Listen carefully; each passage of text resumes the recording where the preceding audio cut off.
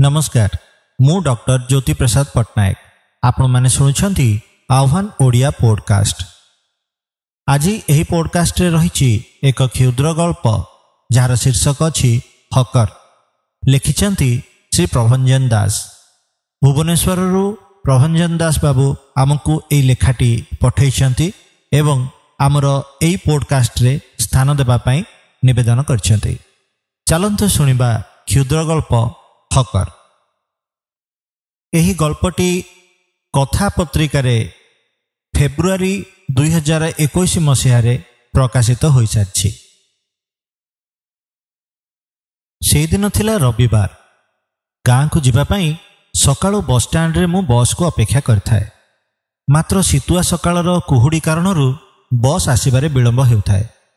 एते सकाळु भी यात्री मानकर सेते भिड़ न थाए। तेणु परिवेश थाए प्रायतः सुनसान। दीर्घ समय एकुटिया छिड़ा हेबा परे टाइम पास लगी खबर कागजटे पढ़िबा पई मनरे प्रबल आग्रह हेउथाए। हेले एते सकाळु खबर कागज मिलिबो बा केउठु? मने मने खबर कागजटे खोजुथिबा बेले हठात एक हकरर डाक सुबिला। आजिर खबर, ताजा खबर सुनिबाकु पाई बहुत खुशी होईगली।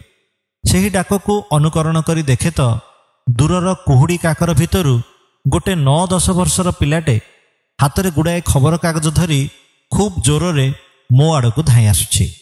आउ निजर शक्ति सामर्थ्य अनुजाई तार कोमल कंठरे डाकी चली खबर खबर, आजिर ताजा खबर। खबर कागजटे किनिबा लागी मु सेही पिलाटी को चाही खूब जोर रे डाक पकाइली, ए हकर। पिलाटी टिके रही जाई चारिपटको बुली चाहिला एवं किछि न जानिला परी मो आड़क चाही टिके निस्तब्ध होईगला। बोधुए से जानी नथिला ए हकर शब्दर प्रकृत अर्थ, जहा ता पई बोधुए थिला संपूर्ण नुआ। मु पुनर्बार ताकू इंगित करी हकर बोली हाथ ठारी डाकिबारु से धीरे धीरे मो आड़क आसिला। मु कहिली, पुओ गोटे भल पेपर देलु। से स्मित हास्य रे मो हाथ को गोटे खबर कागजटे बढ़ाई दे कहिला, बाबू 5 टंका, बहुत भल पेपर, भारी चाहिदार। मु पिलाटीर एही चंचलतारे खुशी होई ता हाथ को 10 टंकिया नोटटे बढ़ाई देली। से टिके रही जाई कहिला, बाबू खुचरा दियंतु, मो पाखरे खुचरा नाही, आपण मोर प्रथम गराख। मु कहिली, तू रखिदे, बिस्कुट खाइदेबू। से किछि कहिबा आगरू ठीक एतिकी बेले मोर बस आसी जाई थाए। मु तरतर होई दौड़ी गली बस भीतर को।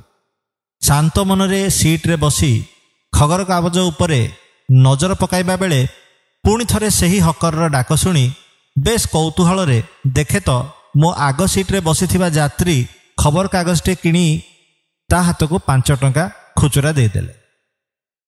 सेही हकरटी मो हाथ को हसी हसी 5 टंकिया खुचरा देई कहिला, नियंतु आज्ञा आपणकर पैसा।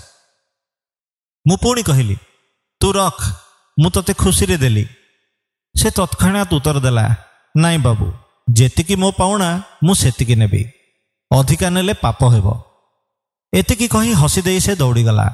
आउ एक बस र झरका पाखकू पुणी डाक चलला तार सेही कोमल कंठरे, खबर खबर, आजिर ताजा खबर। बस भितरु किए बुली चाहुथाए तो आउ किए दाम पचारी हाथ हलेई मना कर देउथाए। ता छड़ा आजिकाली इंटरनेट जुगरे अधिकांश लोके पैसा देई खबर कागजटे किनिबा लागी खूब कुंठित, परंतु बिकिबार लोभ नहीं से सेमिति डाकी चली थाए धई सई होई। हठात बाजी उठिला बसर हर्न। मु भावना राज्यरू बाहरी आसी खबर कागज पढ़िबाकू लागिली। गाड़ी गड़िबाकू आरंभ कला। बस जेतिकी दूरकू जाउथाए से हकर पिलाटीर डाक सेतिकी धीर होई नीरव होई जाउथाए।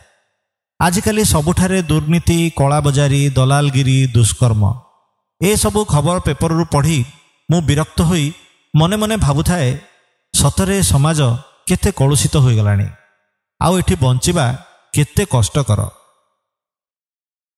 अन्य मनस्क भावे पेपर र पृष्ठा उल्टाइबा बेले हठात नजर रे चली आसिला एक विरल घटना, जहार शीर्षकटी थिला शैशवर संघर्ष। मु उत्साहित होई पढ़िबाकू लागिली। घटनाटी थिला बाप छेउंड 10 वर्षर पिला निज मार कर्कट रोग भल करने सहित ସାନ ଭାଇ ଓ ଭଉଣୀକୁ ମଣିଷ କରିବା ଲାଗି ଚଳାଇଛି ତାର ଅହରହ ସଂଘର୍ଷ। କେତେବେଳେ ବୁଲି ବୁଲି ପେପର ବିକୁଛି ତ ଆଉ କେତେବେଳେ ହୋଟେଲରେ ପ୍ଲେଟ୍ ମାଜିବା ଭଳି କଷ୍ଟକର କାମକୁ ଅବିରତ କରିଚାଲିଛି। ତାର କୋମଳ ହାତରେ ସେ ଏହି ସବୁ କାର୍ଯ୍ୟ କରୁଛି। ଏ ଶୈଶବ କାଳରେ କେବଳ ଟିକେ ବଞ୍ଚିବା ପାଇଁ ଆଉ ବଞ୍ଚେଇବା ପାଇଁ। ଖବରଟିର ତଳେ ଲାଗିଥିବା ଫଟୋଟିକୁ ଦେଖି ମୁଁ ହଠାତ୍ ଚମକି ଉଠିଲି। କ୍ଷଣସ୍ଥାୟୀ ଜଳ ପାଲଟିଗଲା ମୋର ଶରୀର ଏବଂ ବିଶ୍ୱାସ କରିପାରୁନଥିଲି ମୋ ନିଜ ଆଖିକୁ। କାରଣ ସେ ସଂଘର୍ଷମୟ ପିଲାର ଫଟୋଟି ଥିଲା ବସ୍ ଷ୍ଟାଣ୍ଡରେ ପେପର ବିକୁଥିବା ସେହି ହକର ପିଲାଟିର, ଯିଏ କିଛି ସମୟ ପୂର୍ବରୁ ହସି ହସି ମୋ ହାତକୁ ଖବରକାଗଜଟେ ସହିତ ବଢ଼ାଇ ଦେଇଥିଲା ବଳକା 5 ଟଙ୍କିଆ ଖୁଚୁରା ପଇସା। ମୋ ଆଖି ଲୁହରେ ଭିଜି ଯାଉଥିଲା। ସେହି ଖବରକାଗଜର କିଛିଟା ପୃଷ୍ଠା ଯାହାକୁ ମୁଁ ଲୁଚେଇ ରଖୁଥିଲି ସାଧାରଣ ଦେଖଣାହାରୀଙ୍କ ଠାରୁ। ଆଜି ଆମେ ଶୁଣିଲେ କ୍ଷୁଦ୍ରଗଳ୍ପ ହକର, ଲେଖିଥିଲେ ପ୍ରଭଞ୍ଜନ ଦାସ। ଯଦି ଆପଣଙ୍କୁ ଆମର ଏହି ପୋଡକାଷ୍ଟ ଭଲ ଲାଗୁଥାଏ ତାହେଲେ ଏହାକୁ ସବସ୍କ୍ରାଇବ୍ କରନ୍ତୁ ଏବଂ ନିଜ ବନ୍ଧୁମାନଙ୍କ ସହିତ ସେୟାର କରନ୍ତୁ। ଆଜି ପାଇଁ ଏତିକି। ପୁଣି ଥରେ ନୂତନ କାହାଣୀଟି ଉପସ୍ଥିତ ହେବି। ଧନ୍ୟବାଦ।